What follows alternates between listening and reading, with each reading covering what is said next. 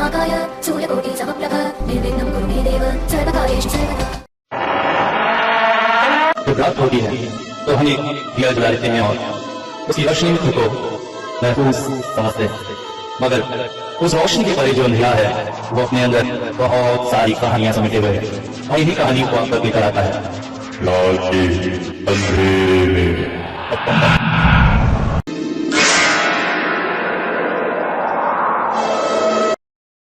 Hello नमस्कार आदाब सत श्री अकाल दोस्तों, कैसे हैं सभी। आशा करता हूं सभी अच्छे होंगे। ओए बले बले तेज शाबाश शाबाश, ओए भंगड़ा पालो जी, आखिर तक मैदान मार लिया हमने, फतेह कर ली।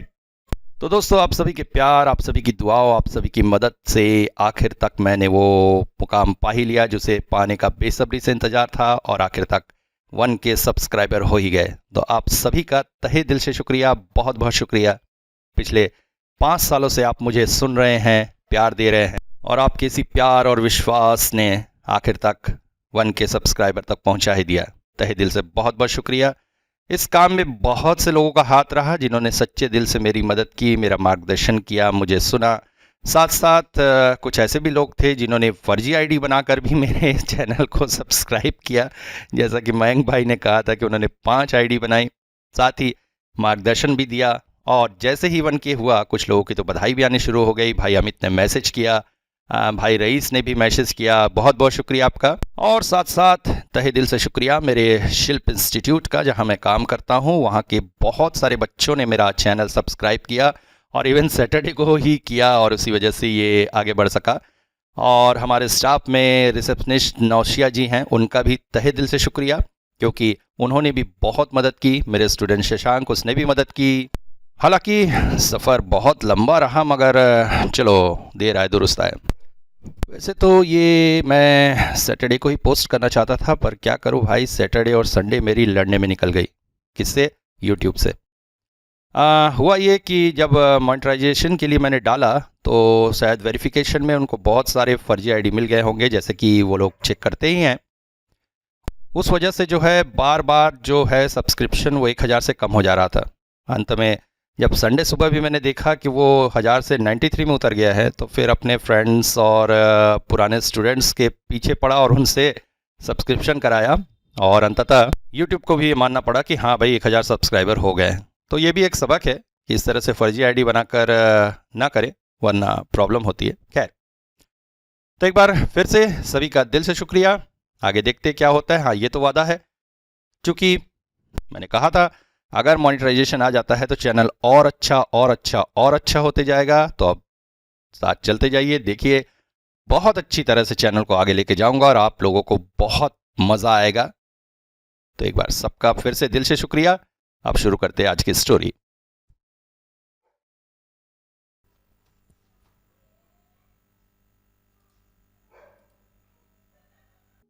दार्जिलिंग एक अभूतपूर्व जगह जहां पर प्रकृति की सुंदरता और पहाड़ियों का मनोरम स्थल इंसान का मन अपने आप मोह लेता है। और इसी दार्जिलिंग के पास एक और जगह है जिसका नाम है डाउनहिल। डाउनहिल भी अपनी सुंदरता के लिए बहुत ज़्यादा प्रसिद्ध है। वहाँ की नैसर्गिक वादियाँ, प्राकृतिक दृश्य पर्यटकों को अपनी ओर आकर्षित करती हैं। मगर डाउनहिल जितना ज़्यादा प्रसिद्ध है अपनी सुंदरता के लिए, उससे ज़्यादा प्रसिद्ध है यहाँ के हॉन्टेड घटनाओं के लिए। कहते हैं ये इलाका भूत प्रेतों से भरा हुआ है। यहाँ फॉरेस्ट ऑफिस की तरफ एक रोड जाती है। वहाँ के बहुत से ग्रामीण निवासियों ने, लकड़हारों ने रात के वक्त वहाँ पर एक सरकटे बच्चे को चलते फिरते देखा है। यही नहीं, यही पास में एक स्कूल है। इस स्कूल को भी हॉन्टेड माना जाता है और उपयोग में नहीं लिया जाता। इसी डाउनहिल शहर में मेरा एक छोटा सा बुक शॉप है जहां पर मैं नई पुरानी किताबें खरीदने बेचने का काम करता हूं। वैसे दुकान में बिक्री ज्यादा नहीं है, इसलिए समय बिताने के लिए अखबार वगैरह पढ़ता रहता हूं। आज भी सवेरे जब मैंने दुकान खोली तो एक व्यक्ति बहुत सारी पुरानी किताबें लेकर आया था। काफी कम दाम पर ही मुझे दे गया। मैं खुश था। सवेरे सवेरे प्रॉफिट हो गया। किताबें अच्छी थी, आशा करता हूं बिक जाएंगी। उन्हीं किताबों के बीच अचानक मुझे एक डायरी दिखी।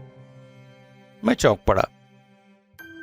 देखा तो डायरी सन 1970 की थी, किसी प्रशांत अघीरे नाम के व्यक्ति की पर्सनल डायरी थी। कायदे से तो पढ़ना नहीं चाहिए, मगर पुरानी किताबों के साथ लगता है ये भी आ गई है। और समय बिताने के लिए रोज रोज न्यूज़पेपर पढ़कर मैं परेशान हो चुका था, इसलिए सोचा क्यों ना आज डायरी को पढ़कर ही समय बिताया जाए। मगर मुझे क्या पता था कि डायरी पढ़ते पढ़ते मैं एक बहुत ही भयानक घटना के प्रत्यक्षदर्शियों में से एक बनने वाला था। डायरी को लेकर मैं बड़े ध्यान से पढ़ने बैठ गया। डायरी के शब्द कुछ इस तरह थे। हम आज डाउनहिल घूमने आए थे, मगर हमें क्या पता था यहां पहुंचकर हमें इतनी परेशानी का सामना करना पड़ेगा। यहां पहुंचकर पाया कि यहां के लगभग सभी होटल फुल थे। पहाड़ी इलाका, रात को ठहरने की जगह न मिले तो परेशानी हो जाती। वैसे भी साथ में लड़कियां थी। अब पूरी घटना ही बताता हूं। हम 4 दोस्त, मैं, प्रशांत, मेरे साथ अमित, रचना और सुनीता, हम चारों दोस्त डाउनहिल घूमने आए थे। मगर हमारी बदकिस्मती कि हमने पहले से बुकिंग वगैरह नहीं की थी। इस वजह से काफी परेशानी में पड़ रहे थे। सीजन होने की वजह से यहाँ के लगभग सभी होटल बुक थे। फिर ड्राइवर से सुना यहाँ पर एक पुराना बंगलो है जहाँ पर जगह मिल जाने की पूरी संभावना थी। मगर बंगलो पहुंचकर भी हमें निराश ही होना पड़ा। वहां पर भी जगह नहीं थी। फिर घूमते घूमते गाड़ी को एक जगह खड़ी करा के हम आसपास के 1-2 होटलों में पता करने गए, और तभी हमें वो घर दिखा। शाम का अंधेरा फैलने लगा था। चिंता बढ़ रही थी। पता किया तो पता चला वो घर असल में एक होटल है। होटल मैरी क्वीन नाम था उसका। वहां पर नेपाली महिला पुरुष बैठे हुए थे। उनसे पता चला वो उन्हीं का घर है और उसे वो होटल की तरह यूज करते हैं। मैंने खुश होते हुए उनसे पूछा। इस पर टूटी फूटी हिंदी में उन्होंने कहा, आप हो सकता है। हम तो जैसे सोने पे सुहागा पा गए। एक तरफ रहने के लिए जगह नहीं मिल रही थी और ये जगह तो काफी अच्छी थी। यहाँ के कमरे भी काफी बड़े बड़े थे। वापस आकर टैक्सी ड्राइवर को पैसे देते समय उसने पूछा, सर जगह मिल गई क्या? हाँ, उधर पे मैरी क्वीन नाम का एक होटल है, वहीं। वो चौंक पड़ा। टैक्सी से बाहर आकर उसने पूछा, किधर? वो उधर, उस तरफ गली के उस पार। मगर उसने आश्चर्य से कहा कि वो पिछले 5 सालों से दार्जिलिंग में टैक्सी चला रहा है। आज तक इस नाम का कोई होटल तो उसने सुना नहीं। मगर हमारे पास कुछ भी सोचने का वक्त नहीं था। वैसे भी अंधेरा फैल रहा था और जगह मिल चुकी थी। टैक्सी ड्राइवर के पैसे चुकाकर हम सभी वापस होटल की तरफ चल पड़े। लगा टैक्सी ड्राइवर को यहां से कमीशन नहीं मिलता होगा, इसीलिए उसने इस तरह का व्यवहार किया। वैसे भी ये लोग कमीशन के बड़े पक्के होते हैं। खैर, कमरे में आए तो हम काफी खुशी हुए थे, क्योंकि कमरे अपेक्षाकृत बड़े बड़े थे।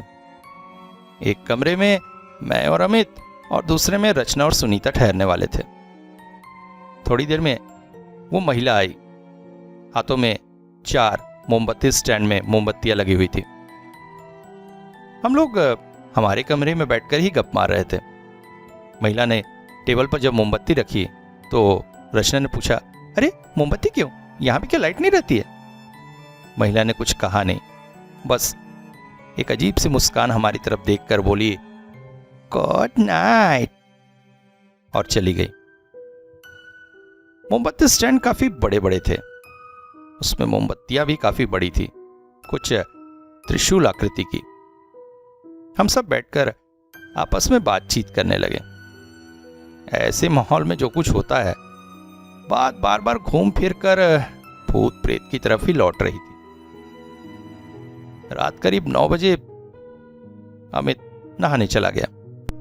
अभी वो नहाने गया ही था कि अचानक लाइट गोल हो गई। सुनीता बोली, ओहो, यहां भी लोड शेडिंग। हमें समझ में आ गया था कि वो महिला मोमबत्तियां क्यों रख कर गई थी।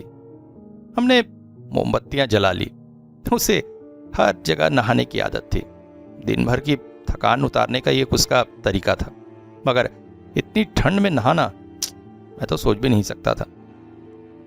हम तीनों आपस में बातें कर रहे थे कि अचानक बाथरूम के अंदर से अमित के चिल्लाने की आवाज आई, अरे तुम लोग मुझे आराम से नहाने भी नहीं दोगे क्या? हम लोग चौंक पड़े, अरे इसे क्या हुआ? थोड़ी देर में अचानक उसने बाथरूम का दरवाजा खोल के बाहर झांका। ये क्या हो रहा है तुम लोग का? क्या मजाक कर रहे हो? हम चौंक पड़े, अरे हम क्या कर रहे हैं? हम तो यहां बैठे हुए हैं। तब से दरवाजा ठकठका रहे हो, मेरा नाम ले रहे हो। अरे नहाऊंगा तो वहां पर बाहर ही तो आऊंगा, मगर हमने तो ऐसा कुछ किया ही नहीं था। फिर थोड़ी देर में अचानक बाहर के कॉरिडोर में किसी के चलने की आवाज आने लगी। हम लोग एक पल को चौंक ही उठे थे। हम चौंक पड़े थे। पता नहीं, एक अनजानी आशंका से हमारा मन भर उठा था, मगर देखना तो था ही। इसलिए मोमबत्ती उठाकर मैं कमरे का दरवाजा खोलकर बाहर झांका। लंबे अंधेरे कॉरिडोर के अंत तक मोमबत्ती की रोशनी नहीं जा पा रही थी, मगर हल्की रोशनी में मैंने देखा एक व्यक्ति चलता हुआ हमारी तरफ ही आ रहा था। हम चौंक से गए थे, मगर जब वो पास आया तो थोड़े से आश्वस्त हुए, क्योंकि वो होटल का मालिक ही था। उसने कहा, शाब जी, खाना तो ही आ रहा है, आके खा लीजिए। हमने तुरंत ही अमित को आवाज लगाई, अमित चल यार, खाना लग गया है, ज्यादा देर इंतजार नहीं करेंगे।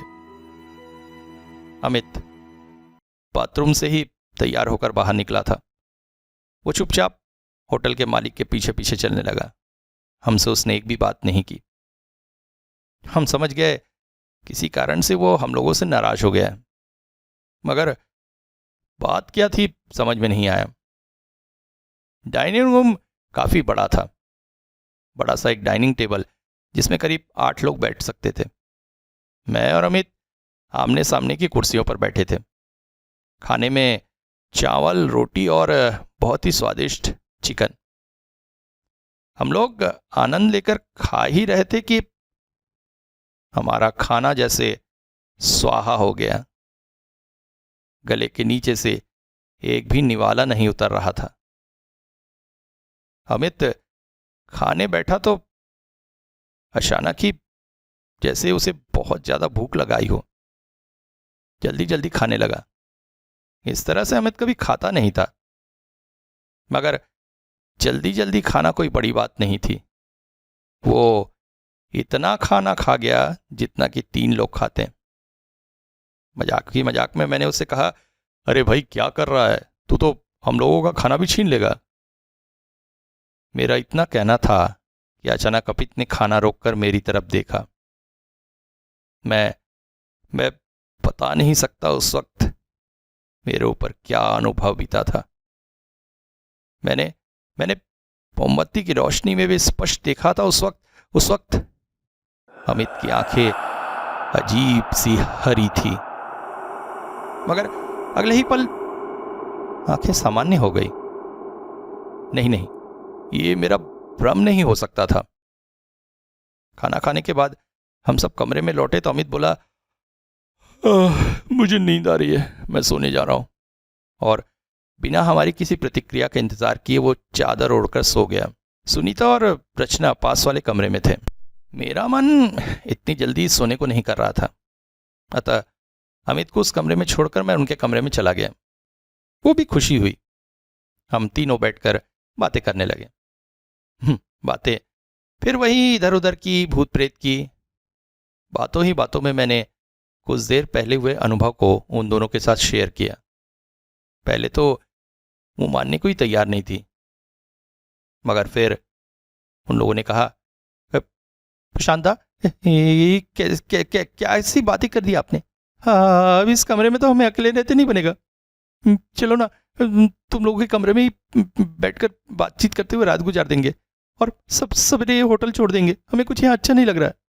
अभी हम ये बातें कर ही रहे थे कि पास के कमरे से किसी के चीखने की आवाज आई। ये और कोई नहीं, अमित की आवाज थी। हम तीनों दौड़कर कमरे में गए, मगर कहाँ कुछ।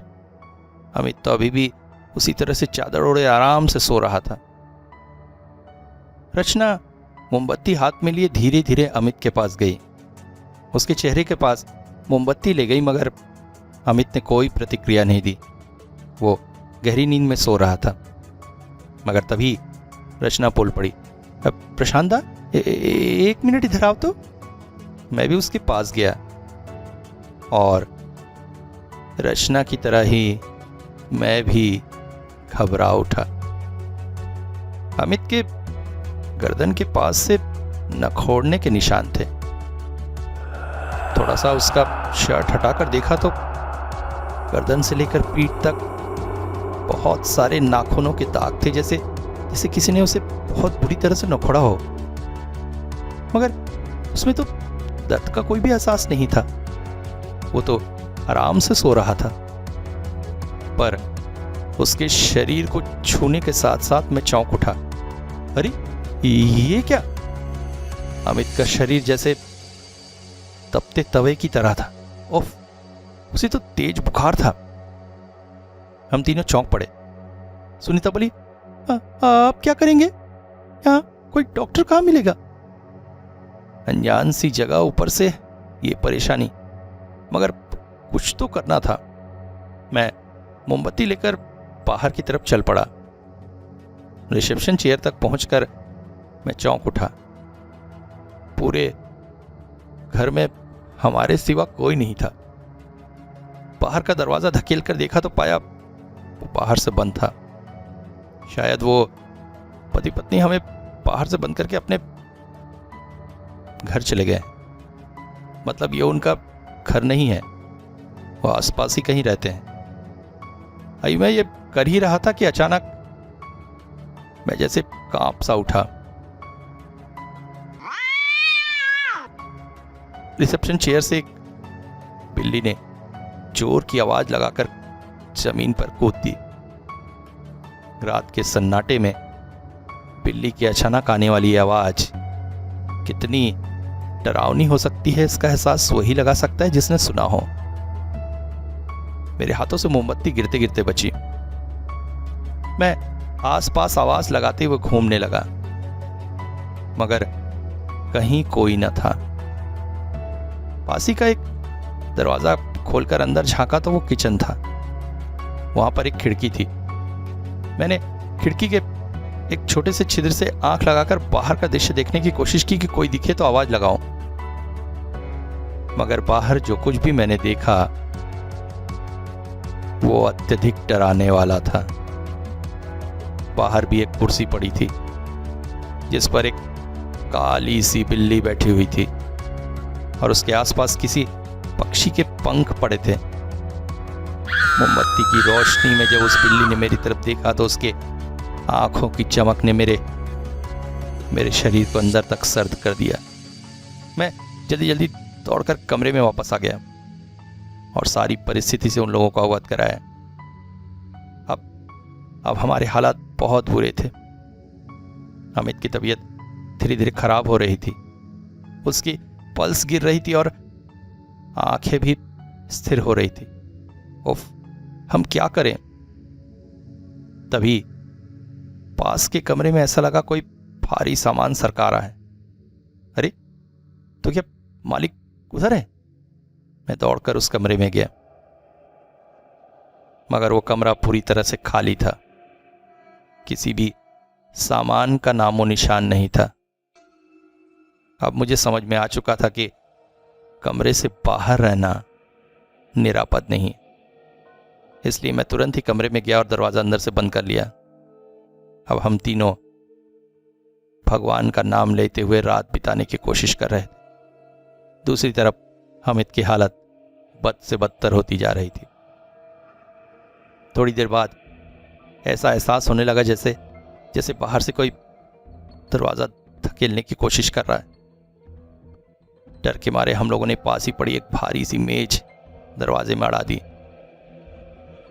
उसके बाद भी कोई बार बार दरवाजे को धकेलने की कोशिश करता रहा। बैठे बैठे कुछ करने को नहीं था, इसलिए मैंने अपना यह अनुभव इस डायरी में लिखना शुरू कर दिया है। आशा करता हूं कभी ना कभी कोई ना कोई ये डायरी अवश्य पढ़ेगा। इस वक्त रात के 3 बज रहे हैं। पिछले कुछ समय से जो कुछ हमारे साथ हुआ है वो किसी भी सामान्य इंसान के मस्तिष्क को खराब कर देने के लिए काफी है। इस वक्त कमरे में मैं और सुनीता ही हैं।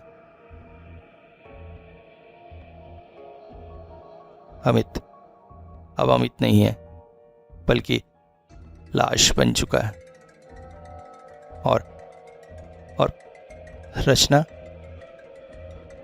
कहाँ है हमें पता नहीं। रात के 2 बजे के करीब वो वॉशरूम गई थी। हम लोग बाहर ही बैठे हुए थे कि तभी अचानक वॉशरूम के अंदर से उसकी जोर से चीखने की आवाज आई। हम लोग चौंक पड़े। हम लोगों ने जाकर बार बार उसका नाम लेकर पुकारा, मगर कोई जवाब ना आया। हम दोनों घबराकर वॉशरूम का दरवाजा जोर जोर से धकेलने लगे, मगर सुनीता के शरीर में इतनी ताकत न थी कि वो दरवाजा तोड़ने में मेरी मदद करती, और दरवाजा काफी मजबूत होने की वजह से मैं भी अकेले उसे तोड़ने में समर्थ न था। मगर बार बार हम रचना का आवाज लेकर उसे धक्का मारते रहे, और एक वक्त दरवाजे की मजबूती हमारे सामने हार गई और दरवाजा टूट गया। मगर अंदर कोई न था। ऐसा लगा जैसे वो लड़की कपूर की तरह हवा में गायब हो गई। हम दोनों कमरे में आकर डर के मारे एक दूसरे के पास सट कर बैठे हुए थे। तभी मुझे एक अजीब सा अनुभव हुआ। ऐसा लगा जैसे अमित का शरीर धीरे धीरे फूल रहा है। मगर ये क्या है? तभी कमरे के बाहर से एक आवाज आई, सुनीता, सुनीता, अरे दरवाजा खोल, मैं हूं रचना, क्या कर रहे हो तुम लोग? हम दोनों चौंक पड़े। ये कैसे हो सकता है? रचना तो वॉशरूम गई थी, फिर वो बाहर। सुनीता, दरवाजा तो खोल। सुनीता जैसे उस आवाज के किसी सम्मोहन में बन गई और उठकर दरवाजा खोलने लगी। मैं चीख पड़ा, क्या कर रही हो सुनीता, मत करो ऐसा। मगर जैसे उसके कानों तक मेरी आवाज नहीं गई, उसने दरवाजा खोल दिया। बाहर रचना खड़ी थी, मगर ये क्या? रचना का शरीर जैसे सफेद सा पड़ गया था, और उसने एक नेपाली कपड़े पहने हुए थे। अचानक वो बोल पड़ी, आना सुनीता, तुझसे एक बहुत जरूरी बात करनी है। सुनीता उसके साथ चल पड़ी। मैं उसे नहीं रोक पाया। दोनों कॉरिडोर के अंधेरे में गायब हो गए। अब बस कमरे में मैं था और अमित की लाश। पता नहीं इस रात की सुबह क्यों नहीं हो रही है। काश सुबह हो जाती तो। मगर अब मुझे भी एहसास होने लगा था कि नहीं, मैं इस कमरे से जिंदा वापस नहीं जा सकूंगा। इसलिए सारी बातें इस डायरी में लिखता जा रहा हूं। अगले ही पल लगता है मेरी भी बारी आ गई। अमित धीरे धीरे बिस्तर से उठकर बैठने लगा है। उसका स्वरूप भी बदल चुका है। अब वो अमित नहीं बल्कि एक नेपाली व्यक्ति है जो मेरी तरफ हाथों से इशारा कर रहा है। आना प्रशांत, आ। और मैं किसी भी तरह उसकी इस पुकार से अपने आप को नहीं रोक सकता। मुझे उसके पास जाना ही होगा। हाँ, जाना ही होगा। इसके बाद डायरी खत्म हो गई। मेरा पूरा शरीर पसीने से तरबतर था। रोए खड़े हो गए थे। आश्चर्य। फिर मैंने थोड़ी खोजबीन की और जो कुछ मुझे पता चला उसने मुझे अंदर तक झकझोर दिया। सच में आज से 50 साल पहले टाउनहिल इलाके में एक होटल ठीक उसी नाम का था जिसे संचालित करते थे एक नेपाली महिला पुरुष। उनकी कोई संतान नहीं थी। आसपास के लोगों का मानना था कि वो संतान प्राप्ति के लिए शैतान की पूजा करते हैं। यहाँ के मूल निवासियों ने एक बार उनसे बहुत अधिक क्रोधित होकर उन्हें ही उनके होटल में जिंदा जलाकर मार दिया था। उसके बाद वो होटल काफी समय तक परित्यक्त रहा और फिर सरकार द्वारा तोड़ दिया गया। मगर लोगों का मानना यही था कि आज भी शाम के समय कभी कभी वो होटल परालोक से इस लोक में आ जाता है और अगर भूले भटके कोई उस होटल में ठहर जाए तो फिर दोबारा इस दुनिया में वापस नहीं आ पाता है।